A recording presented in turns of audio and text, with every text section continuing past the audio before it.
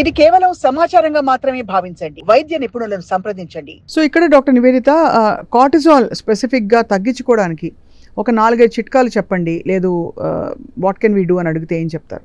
So regular exercise అండి. So exercise చేస్తే కనుక lot of stress will also be relieved. So అంతేకాకుండా నేనేం చెప్తానంటే పాజిటివ్ హార్మోన్స్ పెంచుకునేవి హాబీస్ నేర్చుకోవడం. మనకి చాలా ఇష్టమైంది ఒక పాట పాడడం అనుకోండి, 4 పాటలు పాడుకున్న తర్వాత ఉన్న స్ట్రెస్ మొత్తం ఎగిరిపోతుంది. కొంతమందికి ఫిట్నెస్ ఫ్రీక్స్ ఉంటారు. సో బాగా ఒక 1 అవర్ వర్కౌట్ చేశారంటే, జిమ్కి వెళ్ళి వచ్చారంటే స్ట్రెస్ రిలీఫ్ అయిపోతారు. నాకైతే పర్సనల్గా సోషల్ సర్వీస్ చాలా ఇష్టం. సో ఒక ఆర్ఫనేజ్కి వెళ్ళాము, వాళ్ళకి అక్కడ మన చేత్తో అన్నం వడ్డించాము. 1 వీక్, ఒక 1 మంత్ పాటు కూడా మనకు అదే గుర్తొస్తూ ఉంటుంది.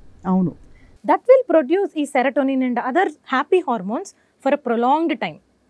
దాన్ని బీట్ చేసే మెకానిజమే లేదు అసలు. చాలా మంది షాపోహాలిక్స్ అయిపోతారు, యా, యూనో స్ట్రెస్ రిలీవ్ చేసుకోవడానికి అనుకుంటూ. But does it actually do good? Do good for whom? Shopping చేసినప్పుడు ఏంటంటే వాళ్ళందరూ బాగుపడతారు, బట్ మనం పాకెట్ మొత్తం లాస్ అయిపోతూ ఉంటాం. అది అఫ్ కోర్స్ అది మీద కూడా బర్డెన్ పడుతుంది. అండ్ ఇంకొకటి, అనవసరంగా ఎక్కువ వస్తువులు కొనేసామనుకోండి, అవన్నీ తింటారు కదా మళ్ళా.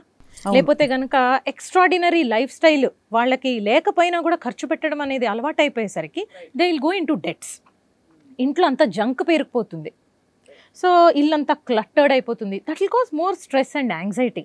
So over a period of time చూసుకుంటే కనుక ఈ షాపింగ్ మానియా అనేది కూడా ఇట్స్ నాట్ గుడ్.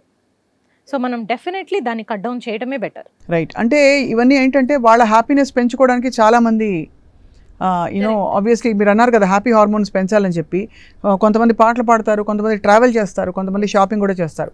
బట్ ఏదేమైనా మెండపుకి మందేసి మోకాలు నొప్పి తెచ్చుకోకూడదు కదా. కరెక్ట్.